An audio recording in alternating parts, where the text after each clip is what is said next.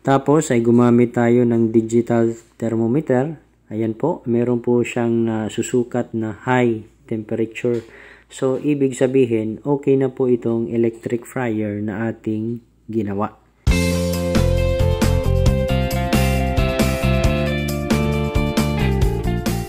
Magandang araw sa ating lahat. Gusto kong magpasalamat sa aking mga subscribers at mga manonood. Maraming salamat sa walang sawang pagsuporta sa aking channel. Ito, may gagawin tayo, isang electric fryer. Ang sabi ng may-ari, wala daw itong power. So, i-repair natin. Gagamit po tayo ng analog multimeter. Nakaset po tayo sa times 10. Ilagay po natin ang dalawang test rod doon sa dalawang blade prong ng plug ng electric fryer. Hawakan po natin sa isang kamay yung plug at saka dalawang test rod na nakakabit sa plug. Pihitin natin ang thermostat. Ayan. Nakita natin na nagkaroon ng pointer deflection. Pero ulitin natin, pihitin yung thermostat. Ang tagal, mag-deflect. Ayan. Nagkaroon siya ng pointer deflection pero mataas na yung resistance. Malamang may tama ang thermostat nito. So, bubuksan natin ngayon dito. Gamit po tayo ng screwdriver. Paalala lang, pag magbubukas ng ganitong klase ng electric fryer, dahan-dahan lang para hindi po tayo masugatan. Yan po. So, ito po yung loob ng electric fryer. Makikita po natin, medyo may mga natanggal na connection, saka ang pangit ng tingnan ng mga wirings nito. So aayusin natin ito mamaya. So hanapin natin yung heating element. Ayan po, nakita na po natin ang terminals ng dalawang heating element. Diyan po tayo magte-testing. Testing po natin yung heating element kung meron pang resistance. Kung wala na, magpapalit po tayo ng heating element. Pero sa tingin ko, yung thermostat lang ang sira nito.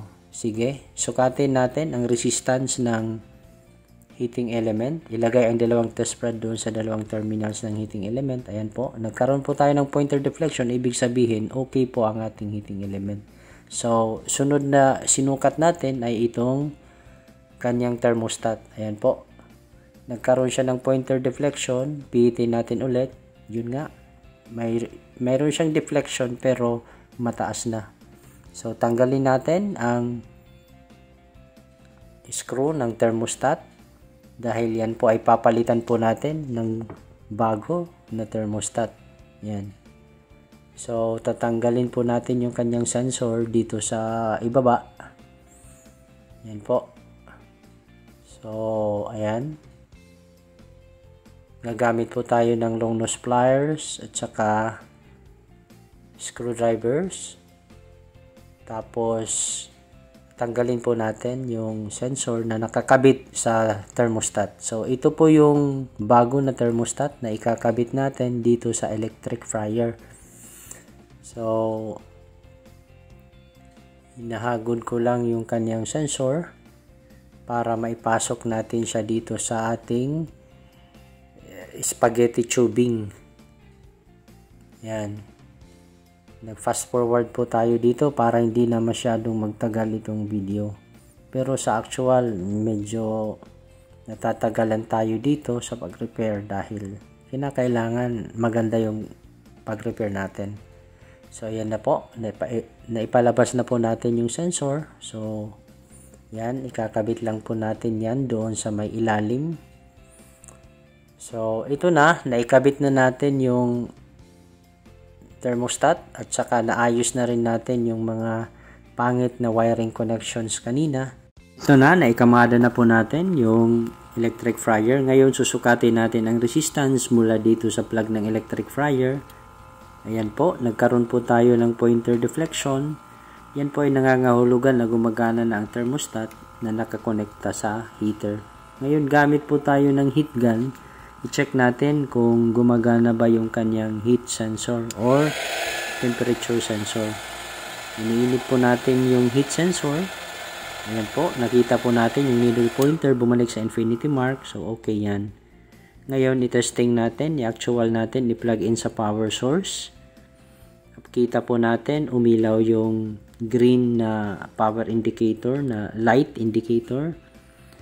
Pagkatapos po niyan, ay pipihitin po natin ang thermostat. Ayan, umilaw na po yung kulay orange. Tapos ay gumamit tayo ng digital thermometer. Ayan po, meron po siyang susukat na high temperature. So, ibig sabihin, okay na po itong electric fryer na ating ginawa. So, maririnig pa po natin dito sa may bandang ibaba ng kanyang electric fryer. Kung mapapansin po natin, mayroong usok tayong makikita. So, yan po ay patunay na gumagana na itong ating electric fryer. Bali, ang ginawa po natin ay nagpalit po tayo ng bagong thermostat dito sa ating electric fryer na nire-repair.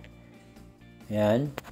At kung may natutunan naman kayo sa aking video tutorial, maaari po lamang ay mag-subscribe sa aking channel para mas ganaan pa akong gumawa ng mga videos na katulad nito. Hanggang sa muli, maraming salamat po.